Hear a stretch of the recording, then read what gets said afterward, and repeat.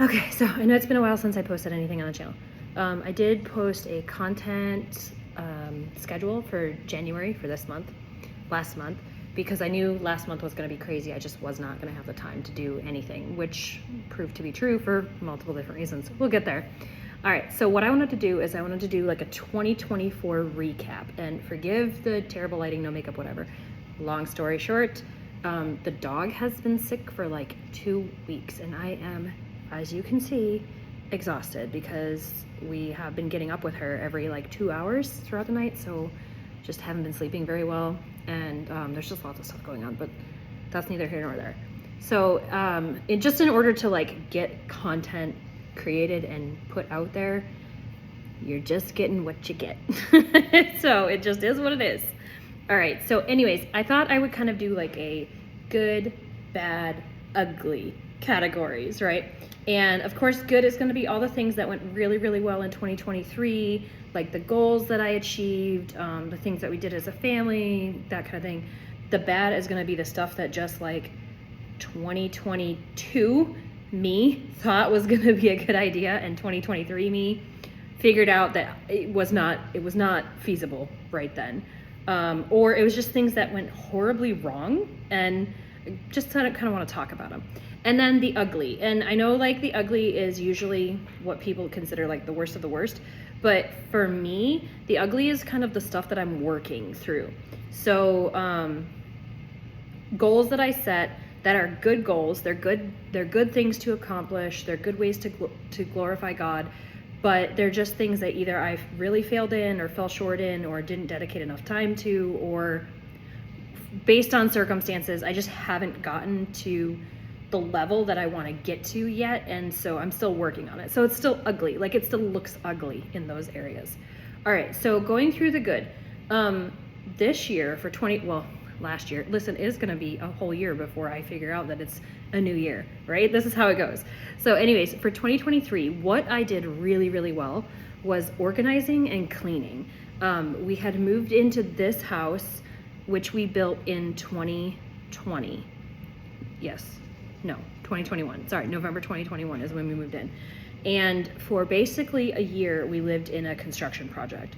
So 2022 was like getting the major projects done, like flooring, painting, baseboards, like the major things that had to be done so we could actually live in the house. And then 2023 was more like the minor things, the tedious or the minor projects that I really wanted to get done, but that weren't really necessary, but that did make life better. It made it easier to live in the house. It made it easier to use. It made it easier to store things, those kind of things. So in 2023, what we did really, really well was organizing and cleaning projects. Like we did a full reno on both pantries. We did a full reno on the front office. We did a full clean out of the garage multiple times. We did a full clean out of the master closet, a full clean out of my son's room, which had kind of become a dumping ground.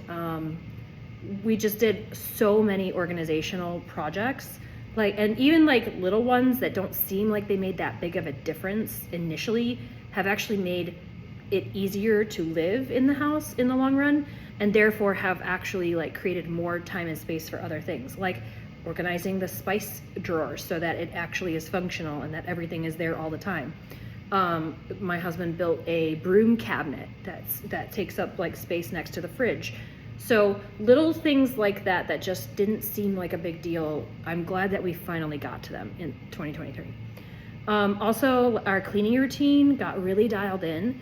I've talked about it. I love this app. It's free, TODY. You can download it on the App Store or on Android. It's a great little app, very customizable, very simple and easy to use. I'm a big fan. I don't like technology, which is like horrible since I'm trying to start a YouTube channel, but I'm not a big fan of technology. I think we rely on technology for a lot of things that maybe we should just be learning. But that being said, the reason that I like YouTube is I use it for educational purposes. Like I use it to consume educational content to learn new skills. So it's different. Speaking of YouTube, or speaking of just like technology. One thing that I did really well this year is I finally got off social media. So I think it was either in February or March, I cut the cord cold turkey on all my social media accounts, except for YouTube, which I don't consider, because I don't use YouTube as social media. I use it as educational. I use it to consume educational content. It's different for me. Now, I know there are probably people that use YouTube as social media, and I would challenge them like to think about what's your heart posture behind that, because I can definitely say that my heart posture behind using Instagram and Facebook were sinful. My heart posture behind using YouTube is usually good. It's usually, I'm sure it's sometimes sinful because, you know, I'm a person, but it's usually like I want to learn a new skill, or I want to fix something and I don't know how to do it, or I want to create something and I want to see how somebody else did it first. So that's really what I'm using YouTube for. So I have a list here. So if you see me grab a pencil and cross it off, cross things off, that's because I mentioned the thing on the list. All right. So what else did I do really well in 2023? Crochet. So I attended a mom's night in January 2023, and the theme was crocheting, like teaching the women who attended how to crochet. So my sister crochets, and she crochets beautifully, the one that lives with me, and she does a phenomenal job.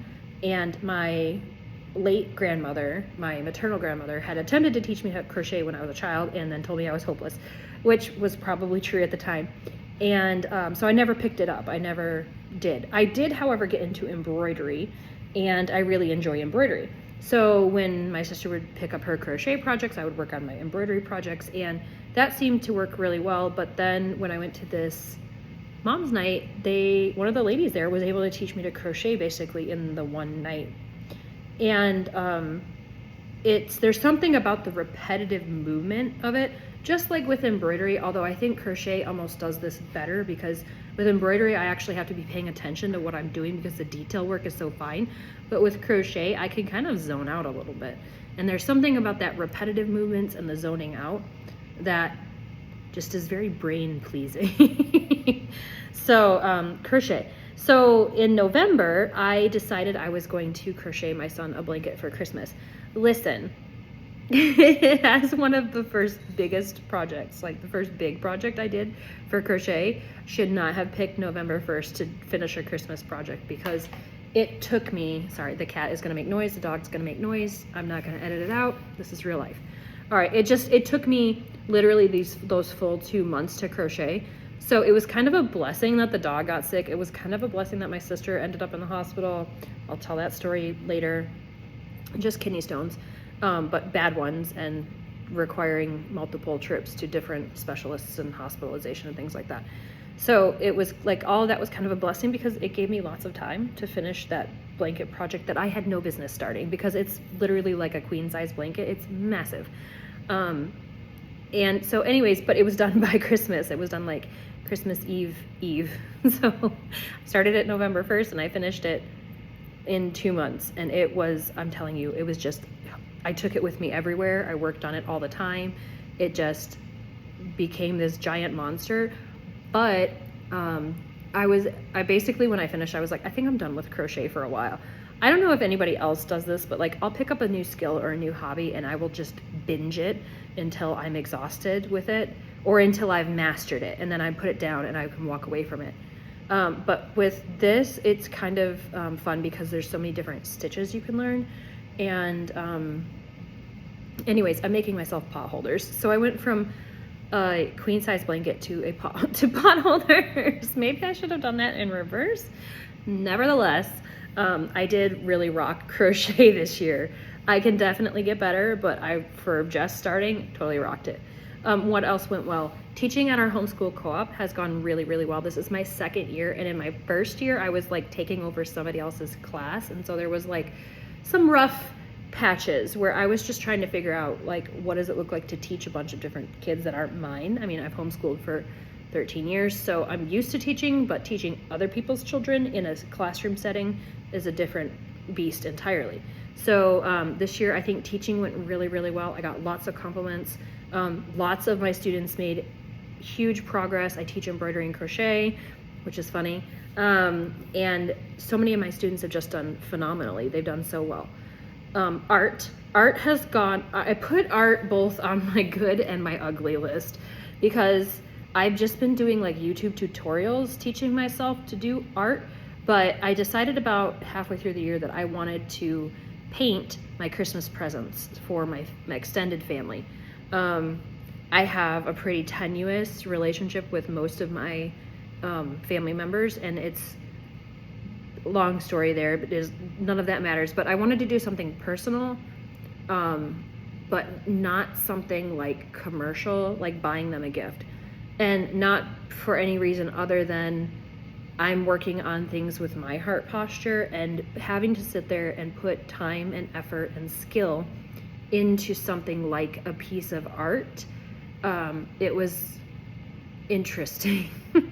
It was challenging. I'll put it that way. It was challenging. I found myself praying for the person that I was creating the art for, and then praying for myself too about it. So it was those pieces were actually very challenging, not because they were like technically hard, because it was mostly just YouTube tutorials, but because it was emotionally hard work, if that makes sense. So the art was good, but it was also ugly. So that's on the good and the ugly list. I really do want to get better at painting though. So I just want to be able to like look at something and then sort of recreate it, which in some sort of sense I can do, but not with painting. Like I can look at a project, I can see something on Pinterest, and then I can visualize it in my space and I can recreate it in my space. But with art, because it's a technical skill that you have to learn, that's way more challenging. So I'm still slogging my way through learning the basics of art. Sourdough went fantastic in 2023. So I started sourdough probably about 4 years ago, and it just hasn't, like, I either haven't had the time or the motivation or the desire to just master it, to get it to the point where like I felt really comfortable sharing or teaching it. One of the things that I think is good, like, is when you can get to the point where you can teach a skill, that's almost where you know that you're getting to the point of like mastering it. If you can show somebody else how to do it, then I think like you're well on your way to being skillful in that thing. So this year I taught several people sourdough. I did like pretty in-depth text chains with different people about taking care of their sourdough starter and things like that. And teaching other people and learning from what they're doing teaches you. And so I've just gotten really good at sourdough. It's gotten to the point where like about every 2 weeks, or depending on how we're doing it or how many I'm going through like 6 things of sourdough, 6 loaves of sourdough. I want to this year, I want to continue that. This is more just like the 2023 recap. What else went really well? I started singing lessons, which I am an okay singer. Like I would just say, okay, I can carry a tune and it's okay. And I'm good at karaoke, but I'm not a great singer. And I want to get to the point where I'm like better than average, right? But it's just like any other skill, any other muscle, it takes practice and dedication. And it takes like having somebody who knows what they're doing and who can teach you. And so singing lessons just haven't been priority for years. And so this year, I got asked if I would sing at church.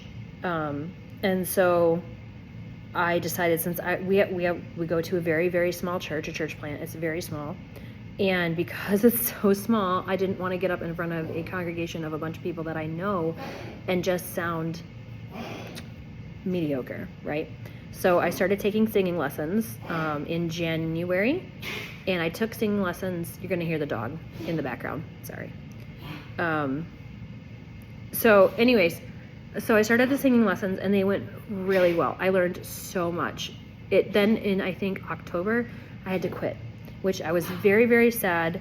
We had started examining like our budget even harder, and you know, life is crazy expensive right now. So that had to go, and I'm very sad about that, and I hope to return to singing lessons someday. But in the meantime, the skills that I gained, I sound so different when I'm singing, and like I still don't like the way that I sound, but to other people I do sound better. So that was a very good thing that happened in 2023. 2023, I picked up a bunch of gig work, which was nice. Challenging because I'm driven, I'm motivated, I'm ambitious, I'm type A, if you want to call it that. So when I pick up something, I want to like binge it. So I will start a job and I'll just work it until I'm so burnt out and exhausted that I can't work it anymore. So gig work has allowed me to kind of like pick up and put down jobs just as needed. So if that week I have a little extra time in my schedule, I can walk more dogs, I can do more babysitting. But if that week is just slammed with stuff at home, then no, my attention needs to be at home. Because the thing is that it's not that the work outside of the house is bad. That's not, the Proverbs 31 woman considered fields and bought them, right? The thing is that her heart posture, her orientation in working outside the house at times was pointed back at the house. And it wasn't pointed back at the house to pay the bills. It was pointed back to build a legacy. It was pointed back to be her husband's helpmeet. It was pointed back to help the household that she was supporting. So it wasn't just the fact of she was like a girl boss and she was independent woman who don't need no man. No, everything she did was pointed back at her home. And so I think at the beginning of 2023, I read Eve in Exile by Rebecca Merkel. Fantastic book, actually, go get it. It was so helpful in helping me kind of worm my way through, why am I doing the things that I'm doing? What do these things, like, what do they mean? And I mean like everything. And then what does work look like for a woman? What does feminine work look like? And, you know, I think for a really long time, I had internalized a lot of feminist nonsense about what women's work is and is not. And maybe I should do a whole thing on that. Let me write that down. Because I should do a whole different thing on that. Anyways, all that to say is that a lot of really great opportunities happened in 2023, and I did really good at picking up and putting down when I could pick up the opportunity and when I needed to walk away. In 2023, our home projects went phenomenally. It talked a little bit about some of the things that have happened at the house, but there's a bunch of projects that we completed in 2023 that were great. In 2023, we started Sabbath potlucks for our church. So we host once a month our whole church at our home. It's basically open door. Anybody from church can come and they can bring whoever they want. And we just enjoy a good meal. And we have this big, beautiful house, and it seems like such a shame not to have my doors open and extending the table for anybody who's coming over, you know? So Sabbath potlucks was a thing that was really great. This summer my son and I both attended our youth group summer camp. I as a camp counselor for the girls, and he, of course, with the boys. And it just was, listen, I will not lie. I love my teenager. He's a great kid. But he's homeschooled. And he's got great parents. Not like bragging on myself, but just like we've done a good job. I'm sure, you know, he's got his sins just like we've got our sins. But if you compare like him to me at that age, we're night and day. Okay, I was a train wreck heading for a brick wall, and he's got like unlimited opportunity. Now, what he does with that's going to be up to him, but like just the difference. And I enjoy spending time with my teenager. He is fun to be around. I'm very happy for the character work that we did when he was a child. So now that he's a young man, like he's not annoying. And here's the thing, other people's teenagers tend to annoy me. I think a lot of times they're very immature. A lot of times they're very inappropriate. And I know a lot of that is just the where they're at mentally in that age range. But I think more of it is parenting. Anytime I'm around other people's teenagers, I'm not super impressed, because I feel like teen parents will say, oh, it's just a phase. That's just what teenagers do. Sorry, I don't buy it, because I have a teenager and he doesn't do those things. He doesn't do typical teenager stuff. And it's because we don't allow it. We don't allow him to be mouthy and disrespectful. We don't allow him to do those things. So, like, I love my teenager. So I was very, very, very, very hesitant when I got asked to be the youth group camp counselor for our teen girls, because I don't love other people's teenagers, and this was very challenging for me. But if we didn't have a chaperone, our girls couldn't go. So I said, you know what, I'm just gonna suck it up. I'm gonna go. It'll be a week, it'll be fine. I can get along with anybody for a week. And then basically at the end of it, my whole attitude towards other people's teenagers completely changed. And now, very possibly it was because people that I know from church, they're teenagers, and I know that they're good parents. But I really, really enjoyed spending time with the teenage girls. It was like looking into a life that I could have had if I didn't have the childhood that I had. So, like, if I had had Christian parents who cared about me and that loved me and that wanted to raise me in a 2-parent, stable Christian house, I could have had that sort of experience. I didn't, and that's what God ordained, and it's okay. I'm not like bitter about it or anything like that. But it was so, it was such a blessing to me to be around teenage girls that had that sort of upbringing, because they were just entirely different. They were actually delightful to be around. And so that was I thought that was like it was such a blessing for me. What else did we do great in 2023?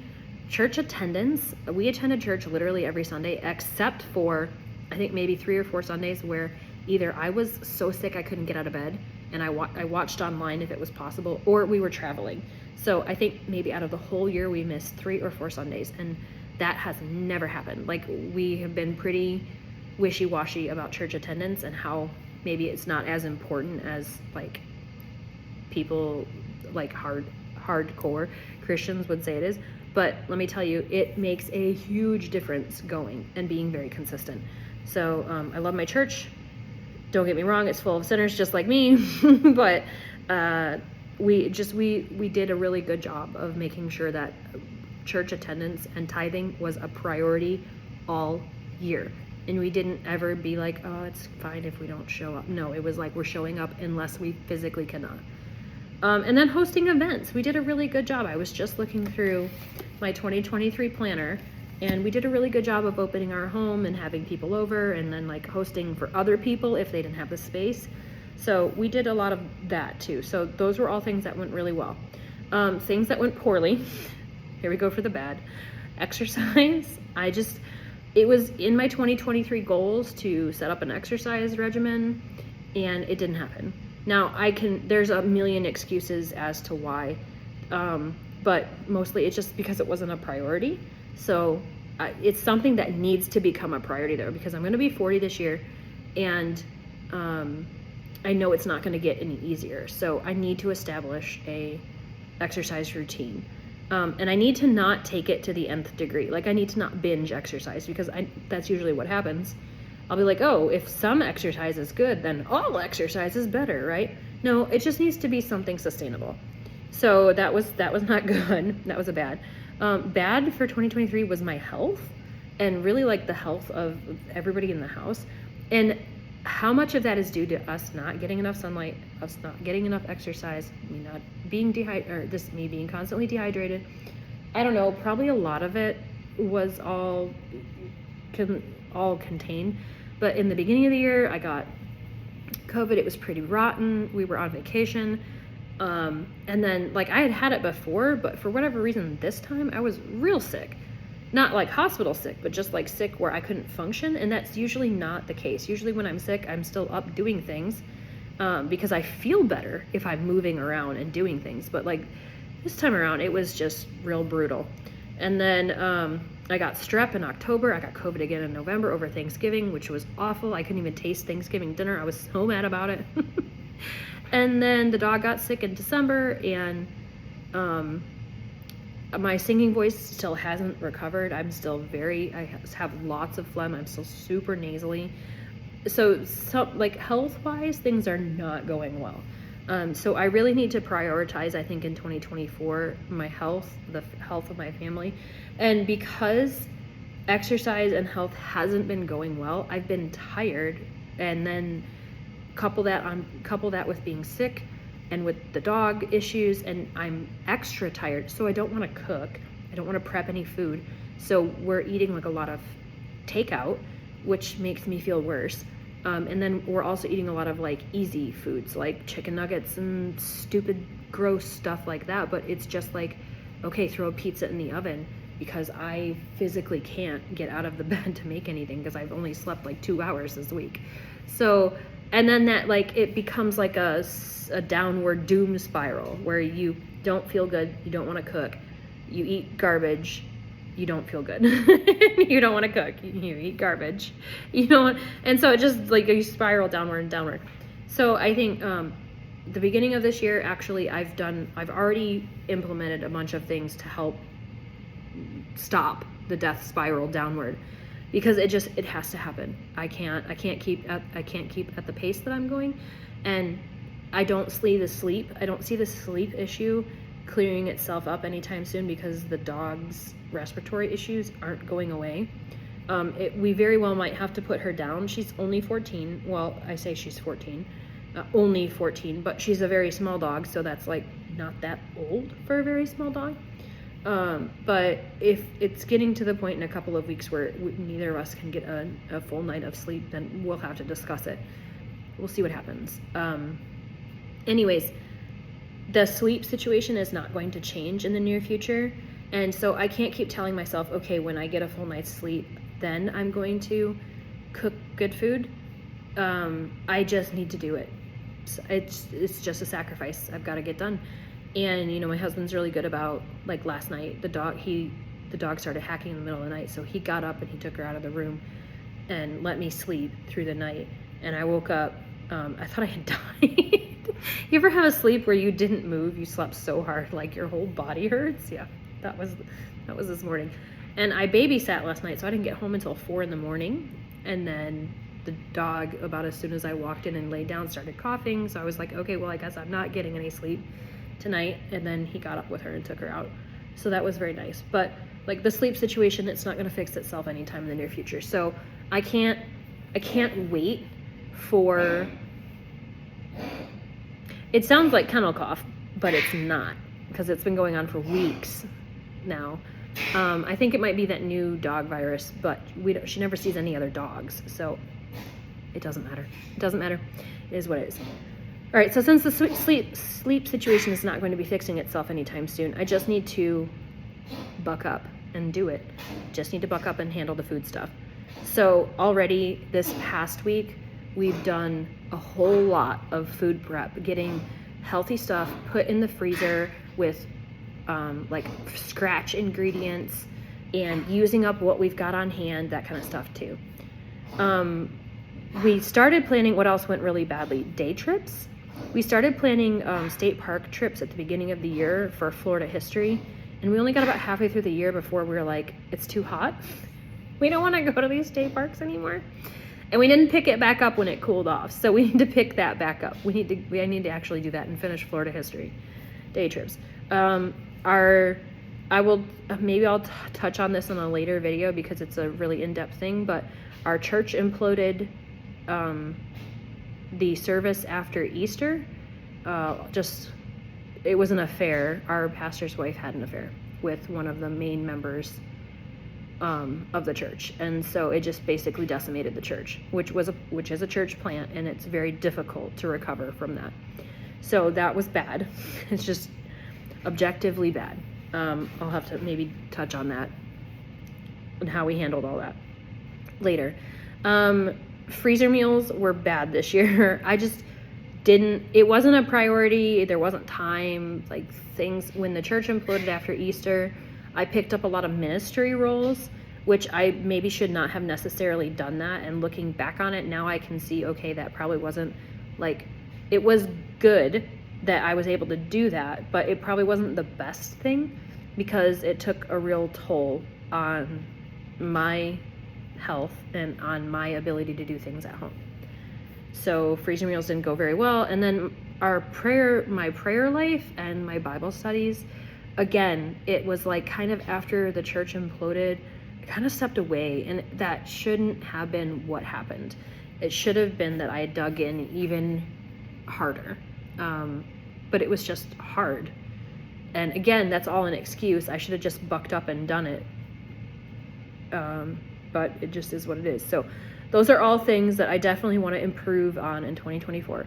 The ugly stuff that I'm still working on: weightlifting, art, meal planning, budgeting, decor, getting really good with home remedies and homeopathic medicines. Our women's ministry started a book club, and then the YouTube channel. So those are all things that are ugly right now. Like, they're just, I'm slogging through them to do it, but it's either not going well, or I'm not progressing as quickly as I thought I would, or I think I should. And they're things that I just need to keep slogging at, because I'm not going to get better at them if I don't do them. And like, logical me knows that this is true, but emotional me is like, why do I have to work? Sinful me is like, why do I have to do this? It's too much work. But again, these are things that I really, really, really want to get better at. And I'm actually motivated to get better at them because I'm still doing them. Whereas the things that are bad, I don't have the motivation to do them, even though I know that I need to do them. And so I'm going to be going through, I think, Zechariah at the beginning of the year, because we had a guest pastor, because we have guest pastors since we don't, right now we have an interim pastor, but we have had several guest pastors since Easter. And we had a guest pastor last weekend that was talking about Zechariah being the encourager, the prophet of encouragement. And I think maybe I just need that. Maybe I just need a bunch of encouragement. And so I think I'm going to start my year with Zechariah. We'll see what happens. We'll see what the Holy Spirit does and what the Lord speaks to me. But anyways, so that is my 2023 recap. I am curious about your 2023. How did it go? What were your goods? What were your bads? What were your uglies? What are you still slogging through as your ugly? Like, I don't want you to think about it as something like, oh, I'm not going to do it because it was ugly. No, like, you need to do the hard things. And so your uglies should be the hard things that you really still need to put a lot of effort into. And then, celebrate your wins. My wins column was great. I had so many good things to write down about what 2023 was doing for me. And my bad column wasn't all that bad. There weren't that many things on there where I was like, wow, that really sucked. These situations, these things that I just really totally dropped the ball on, totally sucked. So like, I really like looking back at the year before, because it helps me plan for the upcoming year. I don't do New Year's resolutions. I feel like that's just like the best, easiest way to get out of doing goals. But I do goals. And so I like to set goals and intentions for the year ahead, pray about it. I ask my husband about it and be like, what do you think about these specific things, and ask him his input, like, where should I be working? What would you like to see me accomplish this year? So how about you? What are your wins? What are your losses? What are your things that you're still hoping to accomplish and work on? Leave it in the comments below. And then hopefully this week I've already filmed some content that I need to edit, but hopefully this week I'll have a new video out aside from this one, which is just me talking.